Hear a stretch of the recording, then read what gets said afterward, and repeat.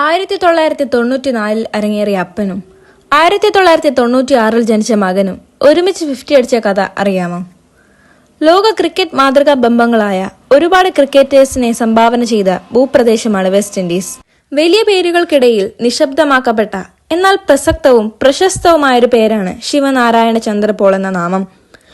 1994 തന്റെ 19ാം വയസ്സിൽ അരങ്ങേറിയത് മുതൽ 2015 കളി അവസാനിപ്പിച്ച മത്സരം വരെ ആരവങ്ങളുടെ പെരുക്കമില്ലാതെ അയാൾ ടീമിന്റെ മധ്യനിരയിലെ വിശ്വസ്ത സാന്നിധ്യമായിരുന്നു.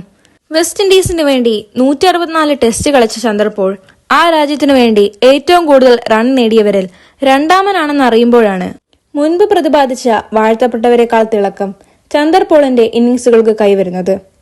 ലാറയ്ക്ക് തൊട്ടു പിന്നിലായി 11,867 റൺസാണ് ചന്ദ്രപോളിന്റെ ടെസ്റ്റിലെ സമ്പാദ്യം. താൻ സഞ്ചരിച്ച വഴിയിലൂടെ തന്റെ അരങ്ങേറ്റത്തിനപ്പുറം 2 കൊല്ലം കഴിഞ്ഞ് ജനിച്ച മകനൊപ്പം ഫസ്റ്റ് ക്ലാസ് മത്സരത്തിൽ അർദ്ധ സെഞ്ചുറി നേടുക എന്ന അപൂർവ ഭാഗ്യത്തിനും ചന്ദ്രപോൾ എന്ന ക്രിക്കറ്റർ അർഹനായി. 20 വയസ്സുള്ള മകൻ ടാഗെ നരൻ ചന്ദ്രപോളുമായി 42-കാരനായ ചന്ദ്രപോൾ ഗയാനയ്ക്ക് വേണ്ടി മത്സരിച്ചപ്പോഴാണ് ഇരുവരും അർദ്ധ സെഞ്ചുറി നേടിയത്.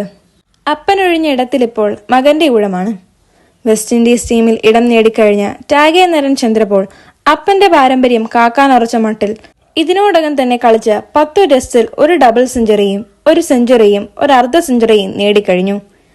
കഴിവിന്റെ പിന്തുടർച്ചകളിൽ നിശബ്ദം നടന്നുപോയവരുടെ പിന്നാലെയും പാദങ്ങൾ ഉണ്ടാവുമ്പോൾ ക്രിക്കറ്റ് സുന്ദരമായൊരു ഗൃഹാതുരത കൂടിയാവുകയാണ്.